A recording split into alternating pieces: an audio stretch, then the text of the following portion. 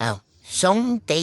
ชนแก้วตักทายจะทุกคนบ่ได้พอกันหลายมือวันนี้นัดกันกับสาวอุดรจวนสินแลนสาวอุดรชวนไปปิกนิกข้างแม่น้ำไปกันไปหอบักหุ่งบักหอยไปน้ำหมอแหกแต่กับโปสากระเบือยันเลื่อนลูกปุ่นโอ้ยที่ใหญ่บ้านบ่ค่าสิหอไป58ยังหลายปานนี่ปานนั้นก็ยังบ่ได้เอาโคกกับสากมานำอยู่สิมาตำบักหุ่งมาตำใส่อันกล่องพลาสติกเป็นเอามือคั่นเอาปานนี้โอ้ยปานเด็กน้อยแต่เนาะบ้าน ไอ้หม่ำก็มานำเด้อมื้อนี้ไอ้หม่ำตั้งจูโคอยู่นั่นตามใจหยังก็เสียคือเก่าล่ะถ้ามีไอ้หม่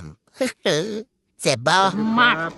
โอ้ยผู้ตอบก็ตอบโพดผู้บ่มองบักแตงก็สิแซ่บคักแซ่บเนี่ยฉันก็ได้ปั้นข้าวเหนียวข้านี่เรียกก็ได้อีหยังนั่นขนมปังบักเก็ตเพิ่นกับโซซิซ่องโอ้ยบ่สู้ตำบักหุ่งบ่ได้ดอกค่ะมาเด้อจ้ามาสวบตำบักหุ่งน้ำกันโอ้ยแซ่บคักสาวอุดรจวนสินแลเป็นผู้ตำซันเป็นผู้กิน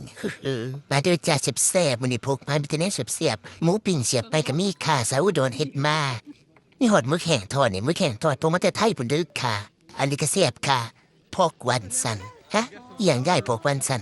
ไว้กับหมูแต่เดียวละหาขวมึงจะสอไหลเบิ่งบรรยากาศนี่ค่ะข้างแม่น้ำโมนี่เขาเอิ้นว่าปงดูกาเป็นสะพานเก่าเป็นสะพานหินใหญ่คักใหญ่เนี่ยจะเขาเฮ็ดได้จังใดสมัยก่อนนั้นเป็นสะพานเอาไว้แต่ทรงน้ำเห็นบ่สันสูงๆทึงๆแต่ละตักน้ำขึ้นไปแล้วให้มันไหลข้ามไปอีกฝั่งหนึ่งโอ้ยจะเฮ็ดได้จังใดเนาะสู่กูละนึก นางไปนางมาก็ได้เวลา3 ทุ่มโอ้ยแป๊บเดียวถึง5 ขวบแต่เว้นบ่ทันตกกินได้ค่าช่วงนี้แต่เว้นตกกิน4 ทุ่มกูน่ะหน้าห้อนมึงผุ่นสาวอุดรทวนที่เรียนจะรูปแน่เป็นว่าจัดไปค่ะขอเวลาไปถ่ายรูปกันได้จ้าพอกันใหม่บายบาย